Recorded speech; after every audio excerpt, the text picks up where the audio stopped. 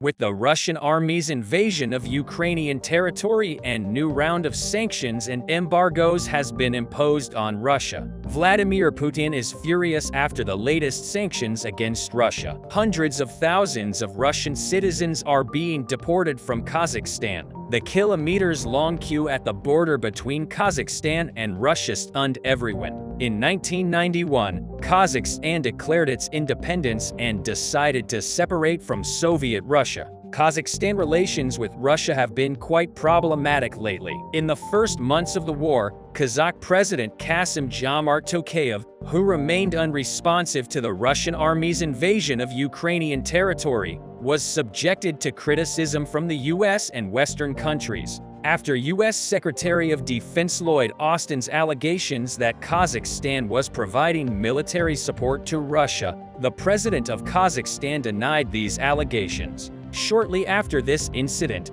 Kazakhstan's financial support to Ukraine angered Russian leader Vladimir Putin, threatening the Kazakhstan government. Russian leader Vladimir Putin led to the deportation of Russian citizens living in Kazakhstan. After this tension between Russia and Kazakhstan, Kazakh leader Tokayev started to deport Russian citizens living in Kazakhstan with their decision. The Kazakhstan government, which tried to keep good relations with both Ukraine and Russia by following a neutral policy in the first months of the war, could not withstand the pressure of the USA and Western countries and decided to send support to Ukraine. Kazakhstan President Kassym-Jomart Tokayev stated that they would provide a large financial support for Ukraine. Kazakhstan provided Ukraine with a large number of ambulances, medicines and food, as well as a large amount of money in response to Kazakhstan's support for Ukraine. Russian leader Vladimir Putin openly threatened Kazakh President Tokayev. As it is known, there is a gas union agreement between Russia, Kazakhstan and Uzbekistan.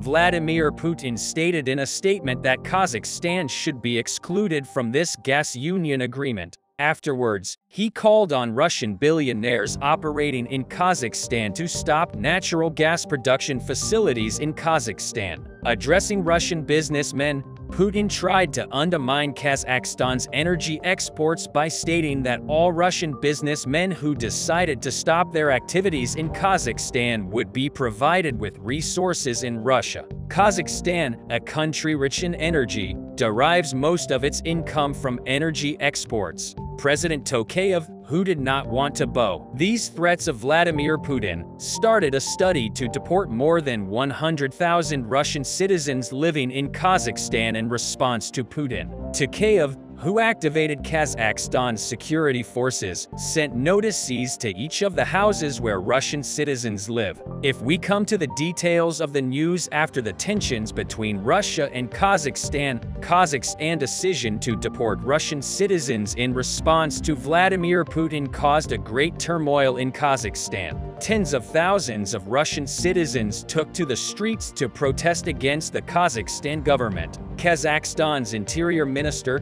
Kasimov, tried to prevent these protests by involving Kazakhstan's security forces. Following the decision to deport Russian citizens in Kazakhstan, Russian government officials opened the border gates with Kazakhstan and called on Russian citizens to return to Russia. Russian citizens who already knew that they would be deported started to leave the territory of Kazakhstan. Russian citizens who did not want to go started to be removed from the border with the intervention of Kazakhstan security forces. The kilometers-long queue formed in Malaga city on the Russian border of Kazakhstan fell like a bomb in the world press. Tens of thousands of Russian citizens are trying to leave the country and return to Russian territory. This decision taken by Kazakhstan caused the Russian Foreign Minister, Sergei Lavrov, to go crazy. Minister Lavrov, who made a statement on this issue, promised that citizens returning to Russia will not have housing problems and that the necessary assistance will be provided to these citizens. After this decision taken by Kazakhstan, Kazakh authorities, who decided to take precautions against the possibility of an attack by Russia against Kazakhstan, started to send troops to the Russian border. Kazakh soldiers who started to be sent to the Russian border with a large number of armored vehicles are trying to ensure border security by establishing headquarters in these regions. At the same time, it is claimed that Kazakh leader Tokayev wants to meet with US President Joe Biden. However, according to experts, Russia does not have the power to enter a new war at the moment. For this reason, it is said that any intervention by Russia in Kazakhstan is out of the question, while millions of Russian citizens are trying to leave Russia with the start of the war. With this decision taken by Kazakhstan, more than 100,000 Russian citizens are being sent back to Russian territory. With the partial mobilization decision previously taken by Russian leader Vladimir Putin, many Russian citizens started to leave the country, realizing that they would be forcibly recruited by Putin into the Russian army and forced to fight in Ukraine. Russian citizens began to leave their homelands. The majority of Russian citizens who left the country migrated to Kazakhstan. Now, with this decision, the majority of Russian citizens who migrated to Kazakhstan are being sent back. In fact, there are positive aspects of this event for Vladimir Putin. With the return of the Russian citizens who left the country, Putin will be able to re-enlist those who are included in the mobilization decision. This will give Putin more Russian soldiers to fight on Ukrainian soil. Russian General Valery Gerasimov is very worried because the Russian army has recently suffered a lot of casualties on Ukrainian soil. The Russian government, which continues to work to find new soldiers for the Russian army, has set up volunteer stands in many Russian cities. Putin, who has been cooperating with the Wagner mercenary company since the beginning of the war, has sent many mercenaries to Ukrainian territory. However, after a while, this number of soldiers became insufficient. Putin, who wanted to accelerate his occupation of Ukrainian territory by finding more soldiers, first started sending prisoners from Russian prisons to fight in Ukraine by recruiting them into the army through the Wagner mercenary company. Many Russian prisoners joined the Wagner unit and started fighting for Russia in exchange for their freedom. Not only that, Putin demanded that the Wagner company withdraw its troops stationed abroad and send them to Ukraine. At the same time, it was decided to withdraw the troops from the Russian headquarters in Syria. Thousands of Russian soldiers were to be sent from Syria to Ukraine, but Putin's decision was not well received by Russian soldiers in Syria. Russian soldiers who were living a comfortable life in Syria were aware that they would find themselves in the middle of a big war in Ukraine. Not wanting to lose their comfortable lives, Russian soldiers initially refused to go to Ukraine. However, after Putin decided to close the Russian headquarters there, these soldiers were forced to go to Ukrainian territory. The fact that the majority of the soldiers included in the army with Vladimir Putin's decision of partial mobilization were minority soldiers came to the agenda again with the inclusion of minority citizens living in the autonomous republics in Russia. The public started to react to this. The fact that nearly 200,000 of the 300,000 Russian soldiers included in the army with the mobilization decision were chosen from minority citizens made the minority people very angry. Minority citizens who wanted to react to Vladimir Putin took to the streets and organized many protests against Putin and the war. These protests, which were organized mainly in regions such as Chechnya, Crimea, and Dagestan, were quickly ended as a result of Putin's pressure. Putin, who keeps the Russian security forces in constant readiness, does not allow any protests to be organized within the borders of Russia, fearing a popular uprising. Putin is aware that a new uprising would shake his authority too much. We would not be wrong if we say that one of the things Vladimir Putin fears the most is his own people.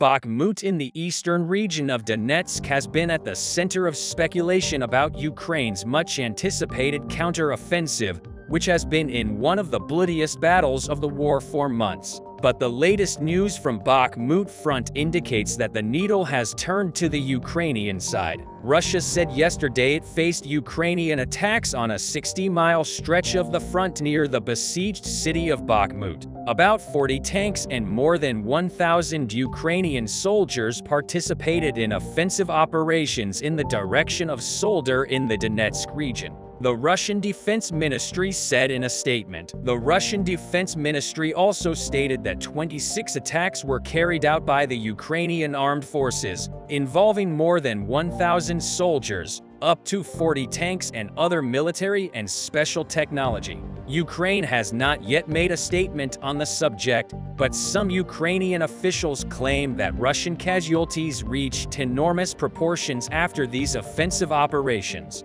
Thanks to the Ukraine war, the Russian army is no longer likely to be an effective combat force. It is becoming more and more unlikely that the Russian army in Ukraine will carry out successful operations as a combined ground force expanded too widely to be an effective fighting force. The Russian army is now mostly made up of reservists who are poorly trained and dependent on outdated equipment. Additionally, many units are below optimum strength, and as a result, the Kremlin can only conduct infantry-based operations. So did the Russian army die in Ukraine? The harshest assessment of the situation of the Russian military in Ukraine came from the latest UK Ministry of Defense intelligence update in the UKMOD report. On paper, the Russian Combined Forces group in Ukraine is organized similarly to the fighting force for 46 days ago. Russia's combat power still consists of more than 200,000 personnel organized in about 70 combat regiments and brigades divided into 5 force groups. But now it is struggling with the freedom to conduct limited air operations, he said.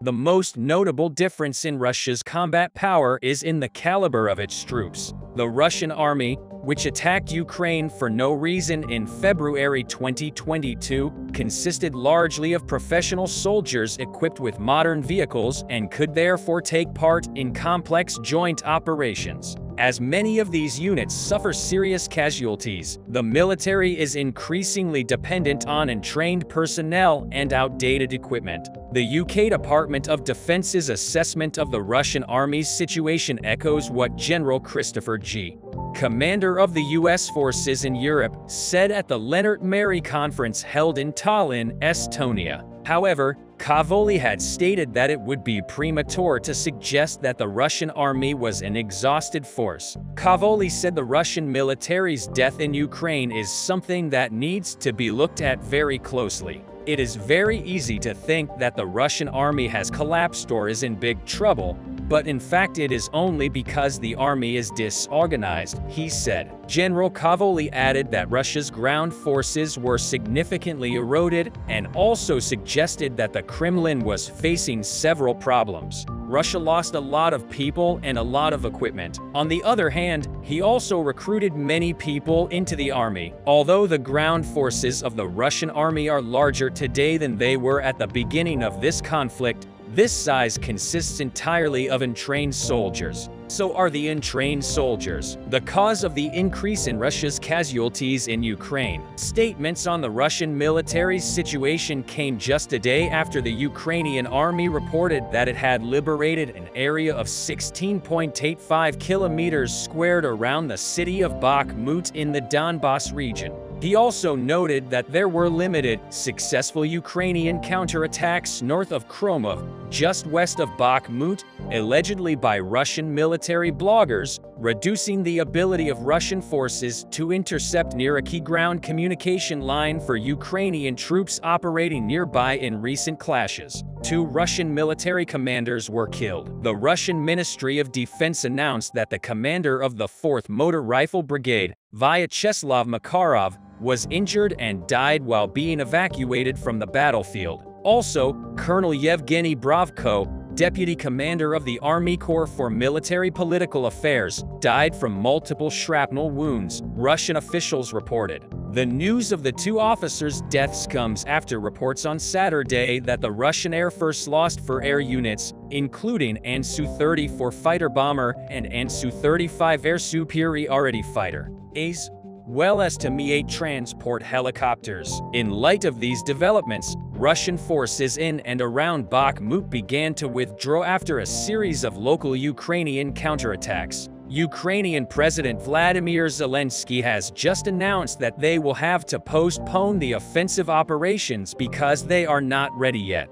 But information from the front shows us the opposite. So will Russia withdraw from Bakhmut? From the beginning of the week, Russian troops began to withdraw from their positions in and around Bakhmut. Ukrainian forces are pressing hard, using artillery and mechanized infantry to liberate the land. According to satellite images, Ukrainian forces liberated at least half a mile. The zone has some tactical significance because it was a Russian bridgehead on the west bank of the Donetsk-Donbass Canal, which marked the front line in parts of the sector. UK military intelligence said in its latest report on the war, the 72nd Separate Motor Rifle Brigade of the Russian Army became one of the units that lost ground. UK military intelligence reported that the 72nd Motor Rifle Brigade, a fairly new unit formed in the autumn, suffered heavy losses in the fighting in Donbass and persisted with claims of demoralization and limited combat effectiveness. Its deployment in such a challenging and operationally important sector demonstrates Russia's serious lack of combat units.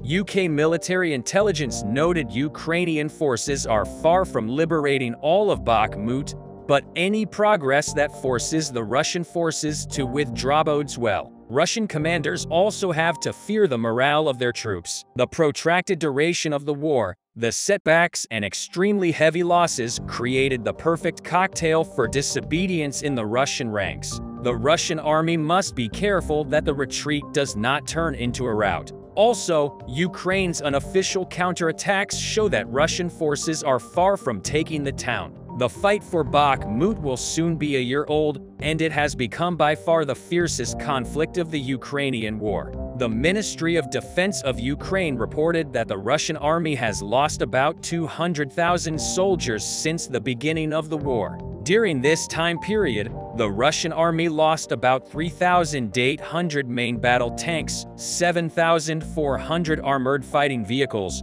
3,100 artillery systems, 570 multiple rocket launchers, 320 air defense systems, 310 combat aircraft, 300 helicopters, 2,700 drones, 1,000 cruise missiles, and 18 warships. Considering these losses, it would not be correct to say that the Russian army died in Ukraine, but it would be too optimistic to say that it is alive, especially the Russian losses that took place this week caused great damage to the army, both materially and morally. And the information from the Battle of Bakhmut shows that the Russian army may have to withdraw from Bakhmut in the near future.